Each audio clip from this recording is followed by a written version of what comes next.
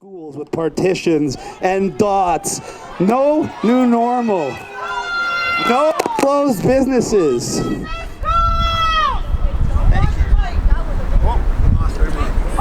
the schools! We don't just want to open the schools. We want to open the schools in a way that's healthy for our children's minds and development. You understand? Not so-called healthy from a disease that has not killed one of them. What is more detrimental to their health? A disease that hasn't killed one of them, or putting them through over a decade of trauma and social conditioning that will make them unable to make decisions, unable to take criticism, unable to think for themselves, and live their entire lives in fear? Is that how you want your children to live? And if we don't go back to work, if we don't get those businesses back, and those families start suffering, how will you have the power to tell your government no? How will you be able to be independent enough to stand on your own 2 feet and say, we do not accept what you're doing to us? Answer, you can't. And that's why they're doing this. They want you to be paralyzed with fear. They want you to be so scared that you will literally sit at home and watch your livelihood slip away. Your business that you spent the last 10, 20 years, blood, sweat, tears, your entire heart and soul, the way you feed your family, the way you provide for your future generations, they are taking it all away from you, right in front of your face. And all they have to do is tell you, if you stand up for yourself, we're going to make an example out of you. Well, I say, let them try. When we open 100 businesses all at once, same rule that applies here.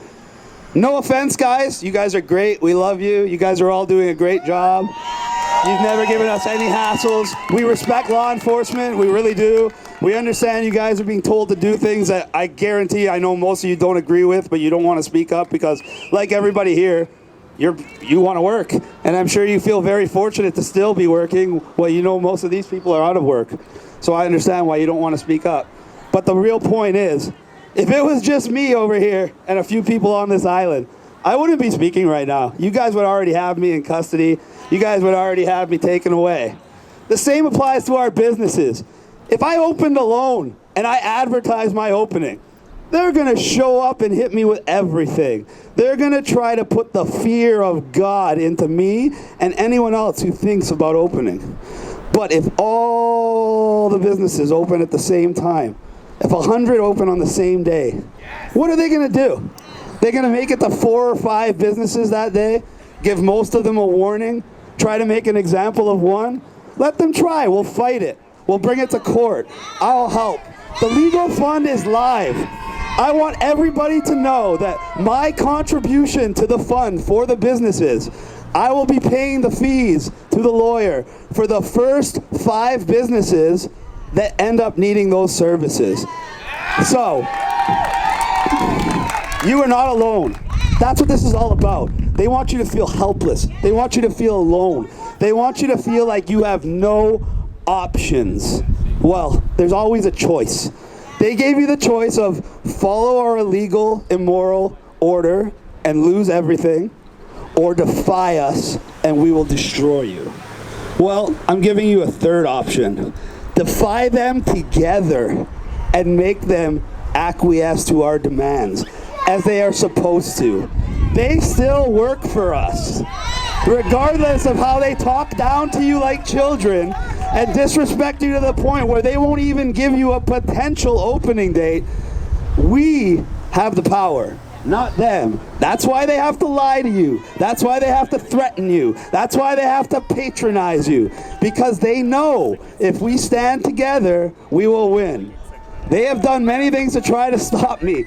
There is literally an entire web blog, pages long, dedicated to defaming me, that was conveniently put online the very day I announced Back to Work Nonprofit. But guess what? I got my nonprofit status. We got our funding campaign. We're linking up with networks of hundreds of thousands of Canadians. And they all have one thing in common. They have had enough. Have you had enough? Because I've had enough. These businesses have had enough. Families have had enough. Our right to work trumps their right to want to control us. That is not a right. That is what they feel they have the right to do. They do not. They have the right to do as we demand. They work for us, and we're going to prove it. I'm challenging them right now. This is not an endorsement to break the law. If the law is unjust and the law is going to ruin your livelihood, it's your absolute duty to stand up and say, this is wrong, and I am not going to stand for it for myself, my family, my friends, or my fellow Canadians.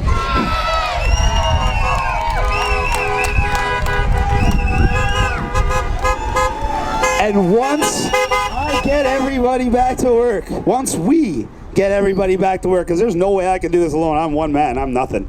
I need all of you. But once we do this and show them that we will unite, we will stand together, not only will they be absolutely terrified, this will be something that catches on globally. We will start a global movement against this tyranny and against these lies and against this propaganda and fear that they are using to control and subjugate you. And I'll have a new campaign, a better campaign, a campaign to spread awareness to millions and millions of people. Something that's going to make them turn over in their beds at night and reap the day I was born. I promise you that. All I need is your help. All I need is for you to listen to these people. They're all good people. They all have your best interests at heart. We're not advocating violence. We're not advocating revolution. We're advocating intelligent freedom and non-compliance to tyranny, which is a civic right and a human duty. That's all I gotta say.